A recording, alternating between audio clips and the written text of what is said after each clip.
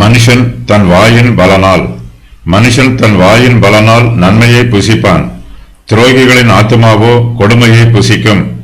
நம்முடைய மனதிற்கு நிம்மதியும் ஆறுதலும் திருப்தியுமே நமக்கு அன்றாட போஜனம். தீவினை செய்கிறவர்களுக்கு தீவினை செய்யப்படும். இவர்கள் பிறருக்கு செய்த தீமைக்கு தக்கவாறும் கொடுமைக்கு தக்கவாறும் இவர்களுக்கும் தீமையும் கொடுமையும் செய்யப்படும். மனுஷன் தன் வாயின் பலனால் நன்மையை புசிப்பான்.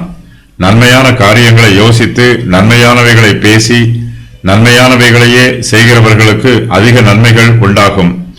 துரோகிகளின் ஆத்துமா தீய காரியங்களை யோசித்து திட்டமிடும். அவர்கள் தீமையை செய்வதற்கு தீவிரிப்பார்கள். அவர்களுடைய வார்த்தைகளிலும் செய்கைகளிலும் துரோகம் இருக்கும். துரோகிகளின் ஆத்துமா கொடுமையை புசிக்கும். இப்படிப்பட்டவர்கள் பிறருக்கு தீங்கு செய்து பிறர் பொருளை அநியாயமாய் அபகரித்து அதை புசிப்பார்கள். இவர்களுடைய வயிறு நிரம்பி இருக்கும். ஆனால் இவர்களிடத்தில் கர்த்தருடைய ஆசீர்வாதம் சிறிதும் இருக்காது. ஒவ்வொரு மனுஷனும் தன்னுடைய வாயின் பலனை புசிப்பான். அவன் பேசுகிற வார்த்தைகளுக்கு தக்க பிரகாரம் அவனுக்கு நன்மையோ அல்லது தீமையோ உண்டாகும். தினை விதைத்தவன் தினை அறுப்பான். வினை விதைத்தவன் வினை அறுப்பான். நம்முடைய பேச்சுக்கள் எல்லாவற்றையும் நாம் நியாயம் தீர்க்க வேண்டும். ஒரு தரம் பேசுவதற்கு முன்பாக 2 தரம் யோசித்து பேச வேண்டும்.